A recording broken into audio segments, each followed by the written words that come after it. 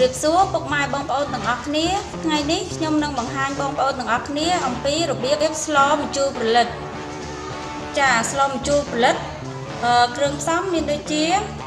ផលិតត្រីរសាំងម្ទេសម្ដេងម្អមស្ករ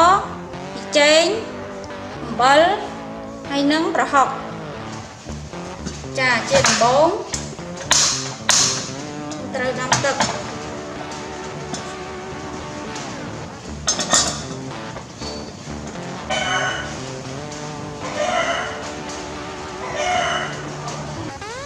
ចាឥឡូវទឹកយើងពុះហើយ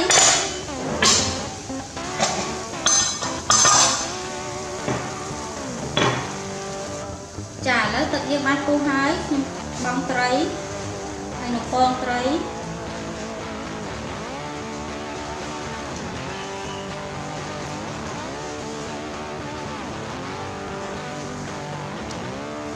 ចាឥឡូវខ្ញុំបង់ម្ដេងយើងដាក់ដើម្បី4ចំណាត់ទៅដើម្បីឲ្យវាកាត់ជាតិឆ្អាបចានេះគឺជាអំបិលចានេះគឺប្រហុកឥឡូវខ្ញុំជុំប្រហុក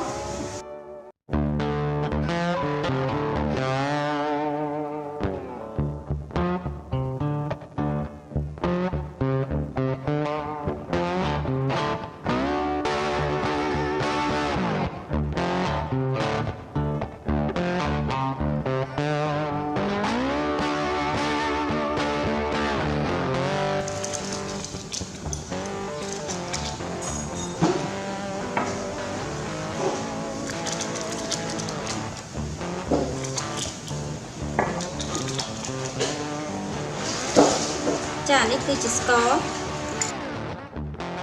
ចានេះប៊ីចេងចាបន្ទាប់មកទៀតយើងដាក់ម្ជូរក្រសាំងចាឥឡូវយើងផ្សំគ្រឿងរួចរាល់ហើយយើងដាក់ផលិតចូលទៅ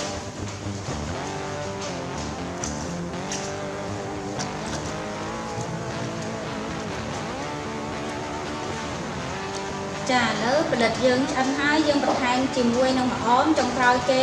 ឲ្យមានក្លិនឈ្ងុយយើងស្លជាមួយម្អម